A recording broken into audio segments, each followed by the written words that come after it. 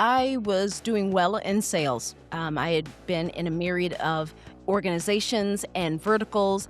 And I sat down one day and I said, how much is the company making versus what I'm collecting? Because we were at an event and the CEO walked by and he said to me, "You are one of our top producers." And I said, "Thank you very much." And he said, "Because of you, we just got a new hot tub." Welcome to Climbing the Corporate Ladder Without Breaking a Heel. I'm your host, Dr. Cynthia. With over 30 years in the corporate world as a single mom, cancer survivor, and often the only woman in the C-suite, I understand the balancing act high-achieving women face. Now an executive coach and international speaker, my mission is to embolden every woman in the C-suite or on the rise to claim her agency and challenge the norms holding her back. Tailored for ambitious professional women, this show features candid conversations with powerful business leaders sharing their real stories of success and failure. If you're ready to look up and step up, you're in the right place. Join us and invest in your future today. Hello, I am your host and your coach, Dr. Cynthia. And I want to start today with a question I almost never ask out loud because it makes people uncomfortable. And I think that discomfort is exactly the point. Do you know what you're worth? Not what you feel you're worth, not what you believe you should be paid. The number, the documented, quantified, forensic number that represents the gap between the value you've built for every organization that has ever employed you and what you were actually paid for building it. Most women can't answer that question, not because the number doesn't exist, but because no one has ever taught them how to find it.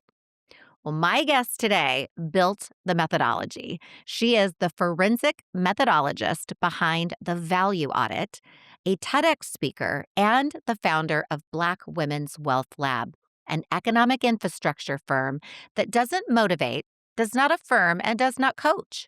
It calculates, it documents, it invoices. Her mission, 100,000 value audit packages and 99.7 million in documented economic transactions by 2030. That's a big goal. Please welcome Cynthia Barnes. Cynthia, it's so good to have you on the show. It's fantastic to be here. Thank you so much for having me. Absolutely. I love the boldness of your mission of not, this isn't here to pat you on the back. This isn't here to inspire you, coach you. This is to give you facts and data that are your truth. That is so incredible. And it started with your own journey. As I recall in doing my research, you spent 19 years creating sales for an organization, Yep. getting a fraction of that back in your pocket. Right. And at some point, you did the math and something happened. Take us back to that moment and how that was an absolute change for you. I was doing well in sales. I had been in a myriad of organizations and verticals.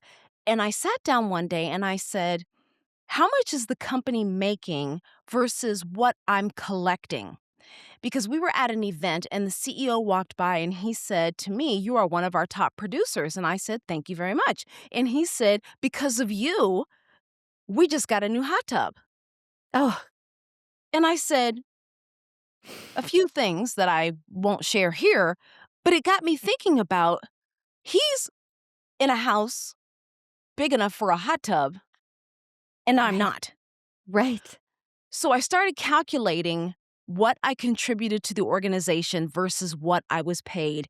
And the numbers were astonishing. And then I said, you know what, Cynthia, this can't be about feelings. It has to be about facts and Mm, arithmetic. right. And that launched the value audit with Black Women's Wealth Lab. Yeah, which I am so excited to jump into. I want to start with the extraction gap because you use really an example there, but when you say you're intentional with your words, the extraction gap, not a pay gap, not a wage gap, the extraction gap. Can you define that for us? Yes. A pay gap is a comparison. Mm. A wage gap is the same thing across multiple populations. An extraction gap is the amount of money that a corporation takes from Black women's efforts, and it's the difference between what they make and what they pay.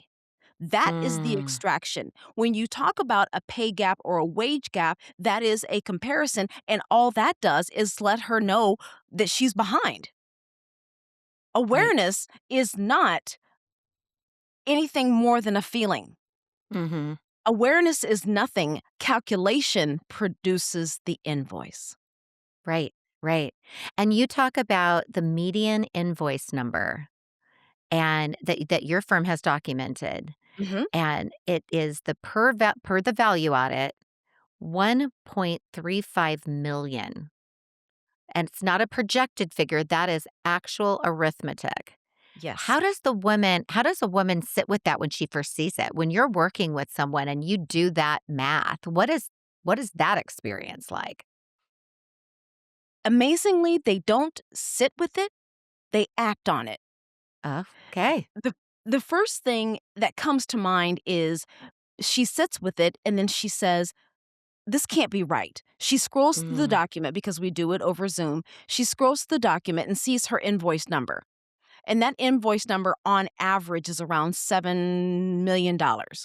wow, Her wow. invoice number, the documented outcome of what she has produced, 7 to $82 million I see on a daily basis.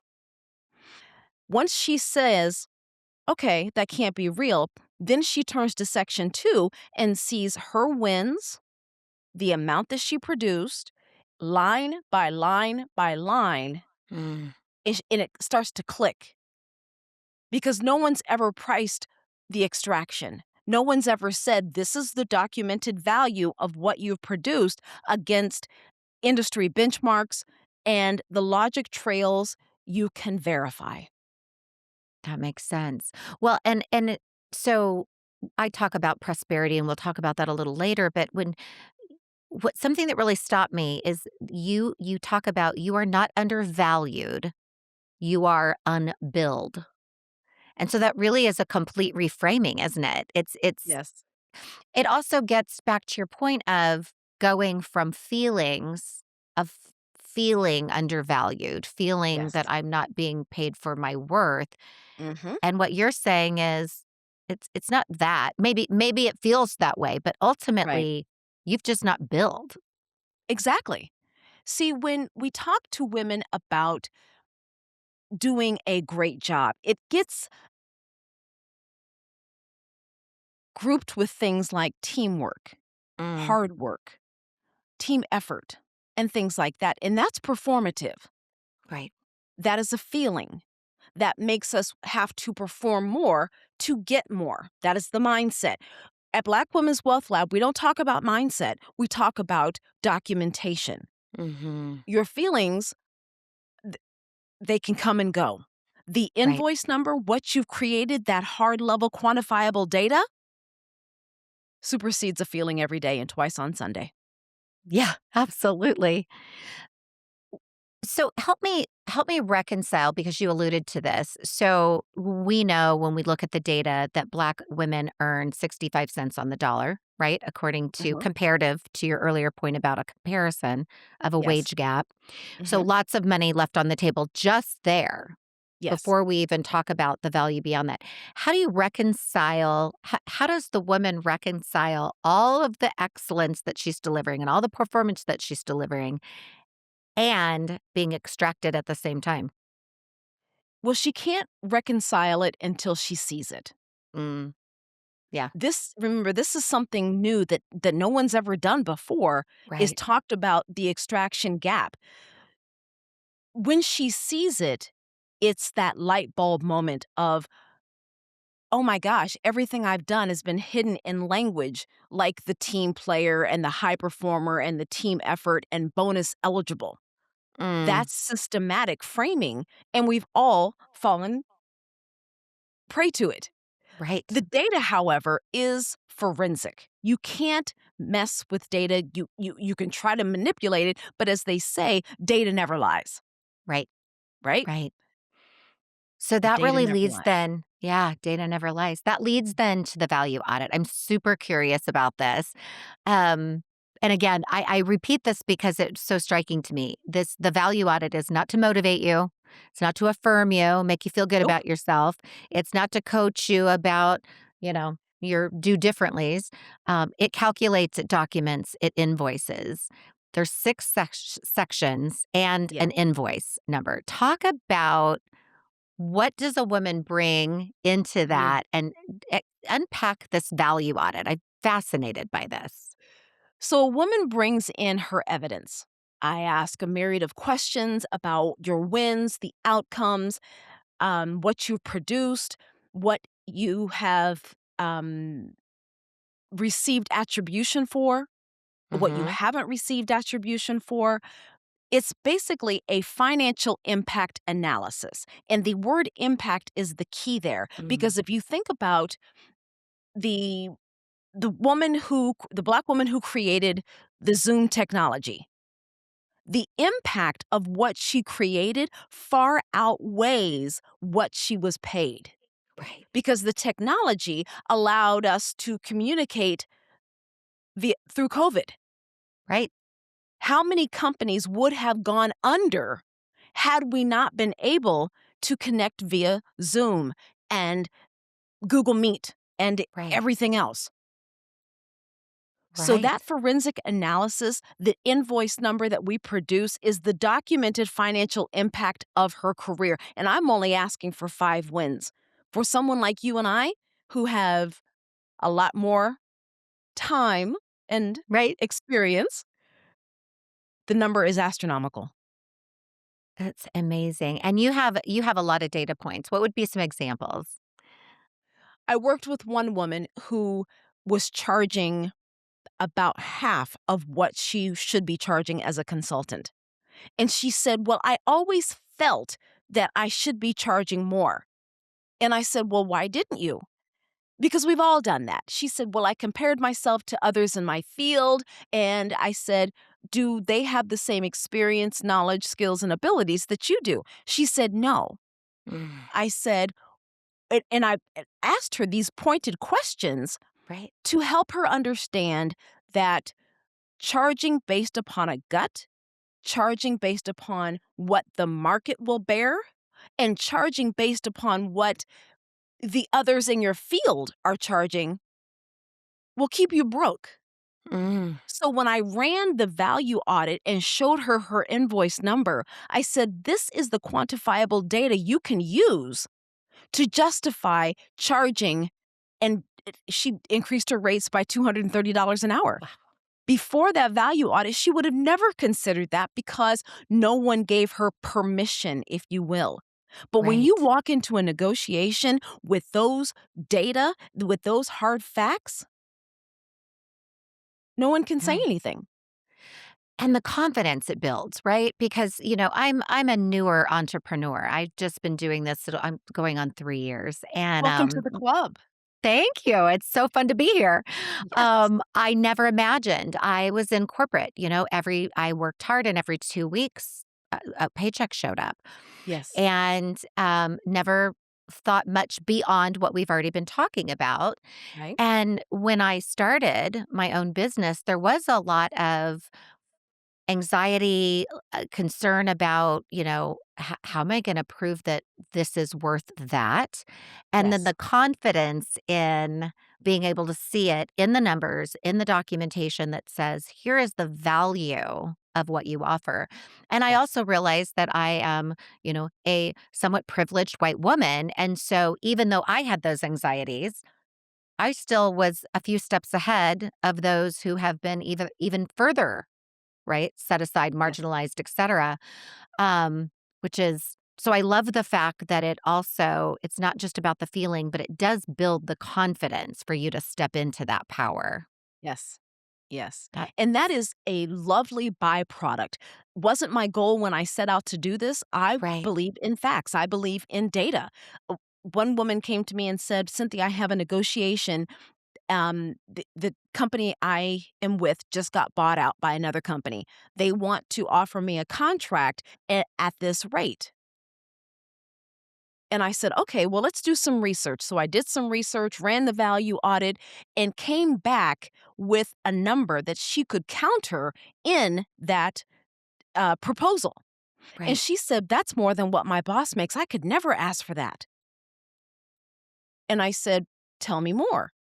I Right. said, "If your boss weren't in the picture, would you demand that rate?" And she said, "Yes." And I said, "So could it be that your boss needs to have her own value audit so that she can get paid what she is worth based upon what she has produced?" Right. So as the result of that, instead of walking in and accepting their 120 some odd $1,000 offer, she told them she wanted $210,000, and here's the data to Mm, prove what I've done for this company already. And they said, right. "Well, we can't argue with that," because she had the data. Yeah. It was interesting because I was gonna ask you, so in a practical reality, for the woman listening, to Mhm, then say, "I'm gonna go, I have my value audit." They've reached out to you, they've worked with you, you've given them the numbers, mhm. they feel confident in the numbers. What's the practical next step? So, if you are working in a regular corporate job, getting your paycheck every couple of weeks or twice a month or however it works, what is the guidance that you are once they have the number? And I know you aren't doing coaching per se, but what is the action orientation that they're then to go take that and do with? The value audit is that lens through which every decision must be made. Mm, Whether you're going to go out and consult, whether you're going to coach, whether you're going to negotiate for your midterm raise. That value audit is the floor. right, That value audit helps you determine, well, this is what the company has extracted. This is what got paid. If nothing else, Dr. Cynthia, they can take that number to another company that will pay right. them. Mhm. You get options. You That's get right. a different framework. You're looking through a lens that's a little fresher about your value and your worth. When you think about the person listening who is, I'm wondering about the audience, and the woman that this applies to, because Mhm, I'm thinking everyone, right? That's drawing a paycheck, but I want to test that out a little bit because I can imagine there's a woman listening saying, "I'm a project manager," or mhm, "I'm an executive assistant," or pick something that maybe they're earlier in career, mhm, or maybe they've been doing the same job for a really long time. How mhm. does that apply to that woman? Are they still leaving money on the table as well? They are. They Mm, are. Think about it this way. If you were not adding benefit to the company's bottom line, your paycheck would not be justified. right, right, Right. So if you're on the payroll, you serve a function. You are technically an FTE line item in someone's budget, or right, else you wouldn't be there. So, knowing that you are paid on the payroll for a service, that's the first step. Second step is stop thinking about the self limiting belief of I'm just a or mm, I'm only a. right, What is the outcome you produce? And most people have not been taught to think like that. I worked with an assistant fire chief who thought, well, it's a government like structure. hmm, And I said, well, look at all you've done for that organization. Who's to say that you have to stay within their pay grade limits? right, She said, well, if I want to stay with them, I said, there's the thing right there. If you want to stay with them, could you add a side hustle of consulting with your experience? Could you go to another organization with your documentation and demand more? The value audit gives us options. We're Right. no longer stuck. Yeah, and I'm having kind of a bit of an epiphany. Let me say this back to you because it struck me as you were talking. I was grappling with this notion of the 65 cents on the dollar being a comparison versus the value audit. But here's how I'm thinking about it. I want to test this. So let's say for among the averages, the black woman who is making 65 cents to her white male counterpart's dollar. Mhm. The value audit, not only, if I'm tracking, not only gets you dollar to dollar. That's table stakes, right? That says, of course, I'm getting dollar for dollar. But in Yes. addition, because the way I'm showing up, the value that I'm bringing to the bottom line, the extra effort, the skills, knowledge, talent, etc., that I'm bringing above the threshold, my value is actually a dollar 18. Yes. Yes. Yes. My goal when I set out to do this was to close the wage gap or the extraction gap for 100,000 Black women. I Mhm. wanted Black women who are the most educated and the most credentialed of the big four: white men, white women, black women, the Right. most credentialed and the most educated, yet they still make 65 cents on the dollar. And the more degrees they have, up to a JD, PhD, that number lessens. So the gap gets wider. Right. At age 25, I made 25 or 79 cents on the dollar. As I've progressed, and as women who progress with more letters behind their name, letter collectors, I call them, Right. they're down to Guilty. 59 cents on the dollar. Right, exactly. Yeah. You know, Guilty. so 59 cents. Wow. if we were paid based upon the outcomes we produce, we would be the dollar to which everyone else aspires to hit. Mm, that's a mic drop. That is a mic drop. What is your theory on that?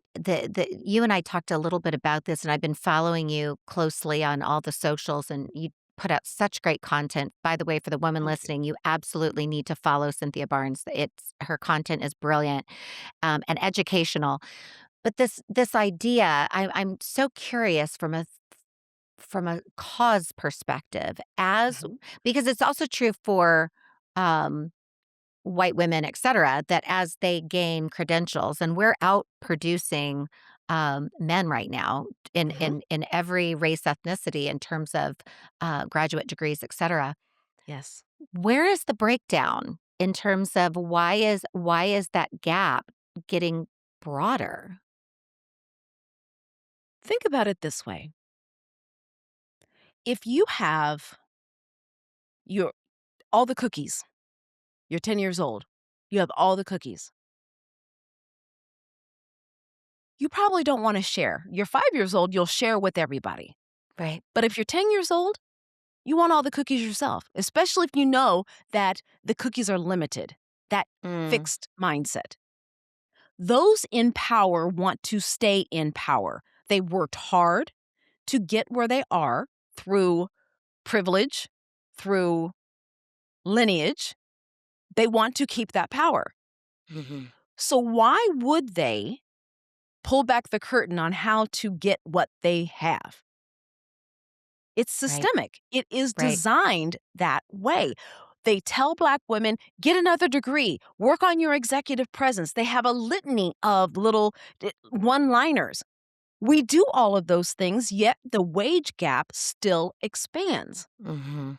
We have fallen for the okey doke, as they say. The Wizard of Oz is behind the curtain, and we listened Right. and we said, okay, well, I'm going to go ahead and collect some more letters and some more certifications. No, you Right. just need documentation of what you've already done. Yes. Yes. Absolutely, and thinking about it in Yes. such a different way. And just trying instead of fighting just to become average or comparable, it's fighting to be truly receiving the value of what you're Yes, contributing. absolutely. Absolutely. If the person who created the GLP-1, if the scientist who created the methodology back in the 70s were to receive compensation based upon the impact she created, not just the revenue from the companies who are now selling the GLP-1s. Right. The health insurance industry, who now doesn't have to charge as many premiums because there are fewer people with concomitant illnesses. The Mhm. quality of life of those who are no longer obese, the reduction of hip replacements and knee replacements because of the reduction of obesity.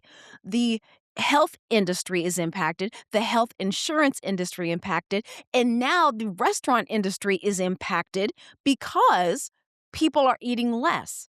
So, what does that do to the nation's food supply? Could we possibly feed more homeless because we are not consuming as much? That's the greater impact Right.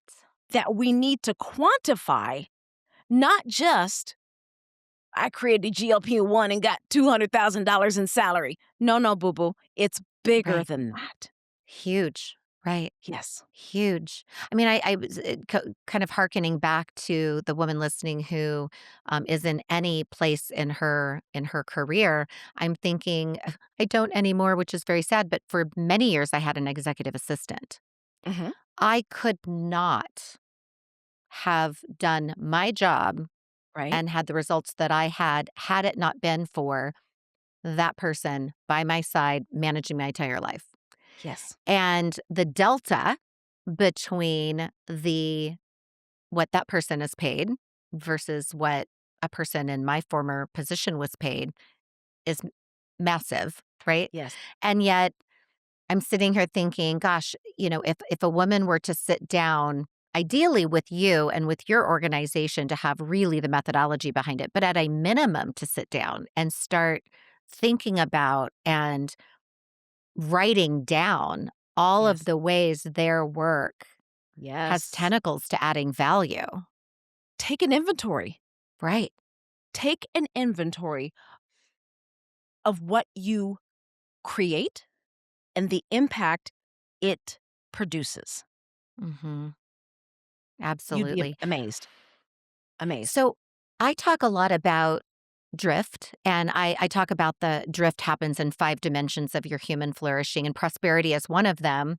Mhm. I talk about prosperity, not just about finances and wealth, but Mhm. also, how you feel in terms of your worth, contribution, et cetera, which is so, it's where our thought leadership really integrates. Yes. Um, when you think about the women drifting as it relates to prosperity, Mhm. in addition to they're simply not calculating, right? Right. Which is the big aha in this Mhm. discussion. What are the other reasons that women may just not be putting a focus there, paying attention to it, sort of pouring into other areas and letting that on autopilot? Distraction. However, the number one reason is because we never were taught the importance of it. Mm, We take If someone has hypertension, they know they need to monitor their blood pressure. They probably have a blood pressure cuff. They probably walk into the pharmacy and see the machine and take their blood pressure every so often. Their doctor monitors it every time they go in because it is forefront and it's important. There are right. dire consequences to not keeping an eye on it. If we applied that same lens to the outcome we produce, Mhm. we would pay attention. Right. Your Right. focus goes on what's important, always. Mhm. And as my dad says, your life follows the pattern of your most dominant thoughts. He's paraphrasing it, but yes, it's what you think about. If you focus on your high blood pressure, then you'll maintain it and you'll manage it and all those good things. You don't Mhm. focus on it and it could bite you in the behind someday. Absolutely. You don't Absolutely. focus on what you've created over your lifetime, you miss out on millions of dollars. Right. And you're ended up welcoming people at Walmart and eating cat food. Right. Yes. Not being able to retire when you're ready or Right. when physically it's the best thing for you because you've Yes. just allowed trusted, maybe blindly Yes. assumed that somebody else was taking care of it. I feel like Yes. so often We delegate our agency to We others. do. We abdicate our own agency. We We assume do. that the good boss, the good company, the good people around us know what's best and they're going to take care of us. No. Um, and we know that that's just not the case. And unfortunately, it's not until you reach those retirement years that you realize, "Oh, I was fed a line of malarkey. Right. If only I had known." Well, the good news is it's never too late. It's never too late. Just like saving for retirement, you can still do something. Yes. So I don't care if a woman is 5 years into her career, if she's 1 year into her career, she doesn't even know what value she brings. Right. We can develop that system so that she never has to question, what is my outcome? What is my impact worth? Because she'll Yeah. know. I want to double down on that. I think for the woman listening, wherever Mhm, you are in your phase of life, whether you are early in career, and just at sort of the initial stages, whether you are mhm. mid-career or whether you are looking down the path of encore, you're hoping that you're going to eventually be in your encore phase, that it Yes. isn't too late. That Never. clearly, if you're earlier on, you're going to be able to redirect more quickly, right? That's the thing about Yes. drift. If we allow it to go on too long, it sure makes Yep. turning the ship a little harder. Exactly. But it doesn't mean you throw in the towel. Are there any other reasons that women might resist doing the math or leaning into the methodology? Other than social conditioning, I can't Mm, think of any. And yeah. and it all boils down to the the underlying issue, which is social conditioning. We've taught to be humble. We're taught to be humble. We're taught to not brag on ourselves. So if a woman knows her value and knows the invoice number, she's now in a Mhm. position to say it out loud, and that contradicts the "you must be humble." Right. Right. Yes. I know this is a little of a departure, but I'm curious. You inspired this thought as you were saying that, which is as women with children or nieces or friends that also have children, how could we better make that more of a conversation? I don't know about you, but I was raised, we didn't talk about finances. It was sort of, that was rude, right? So you didn't Right. talk about, I never knew what my parents made. Um, it was rude to talk about those things is how I was raised. Mhm. So, but it occurs to me there must be a different way of, even Yes. as we have young girls, to think differently about this value proposition. What would be your Mhm. thoughts as it relates to that? Transparency is the key. There should be no secrets. I was Mm, talking to a friend the other day and I said, I was in a room of women who were financially better off than I am. And I do that on purpose because all you have to do is listen and you'll pick up nuggets here and there. And one of the conversations was around their 13-year-old, because they just had a birthday, now qualified for and was eligible to run a brokerage account, if you will.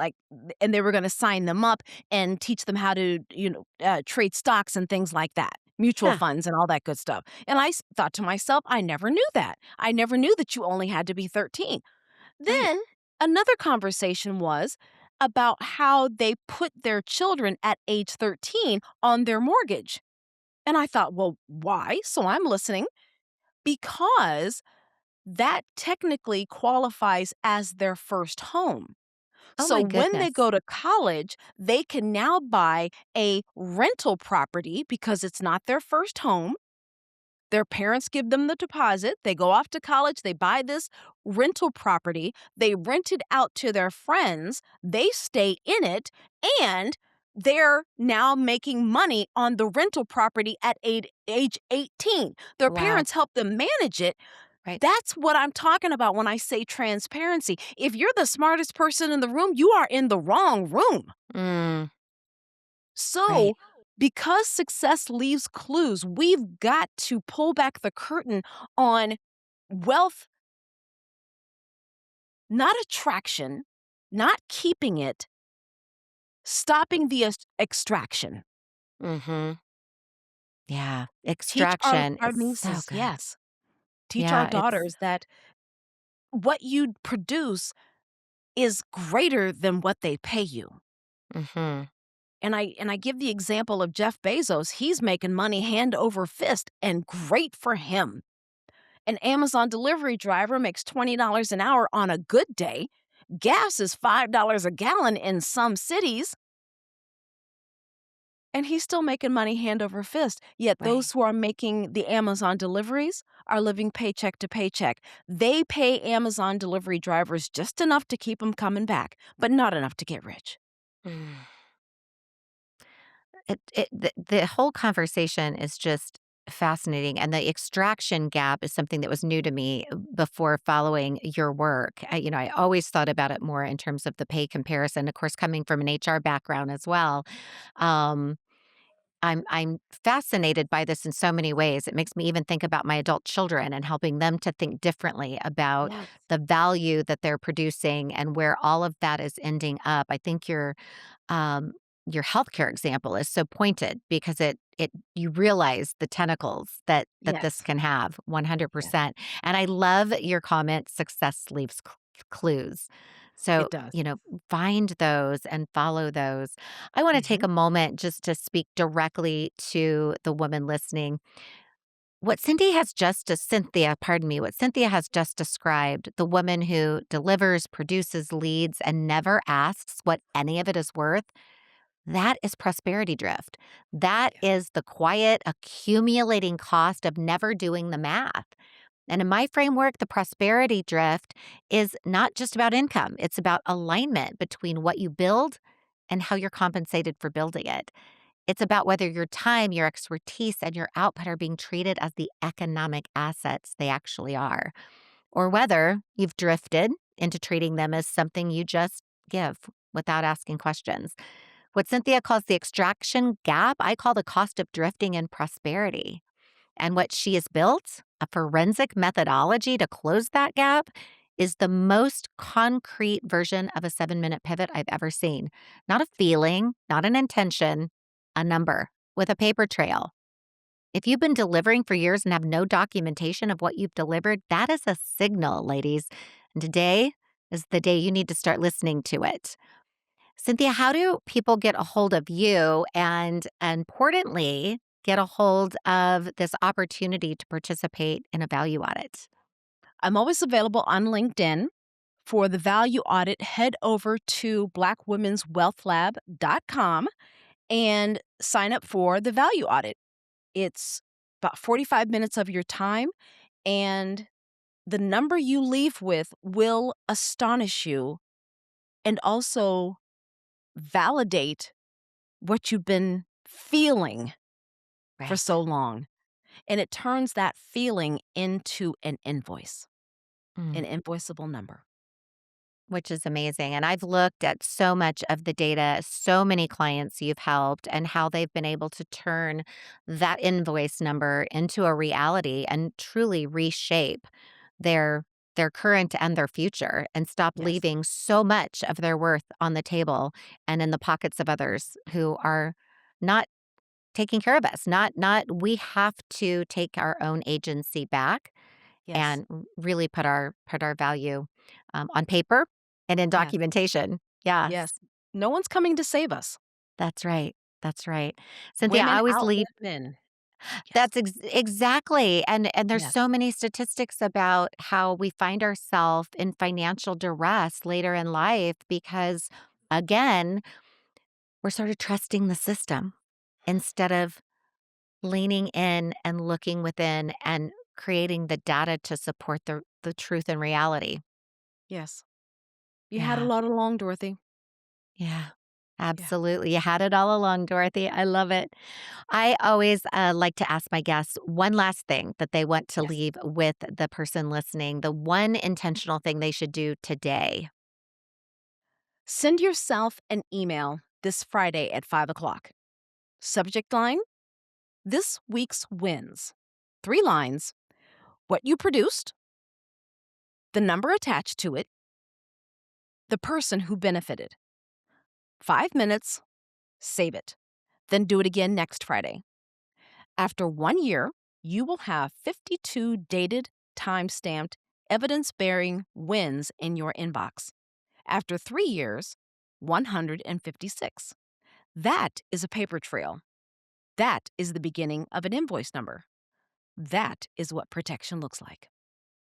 Wow. And that is a mic drop moment. Oh my goodness. I love that. I'm even thinking about for myself as a consultant and an entrepreneur doing that exact same thing and validating where those payoffs, where that worth is really accumulating.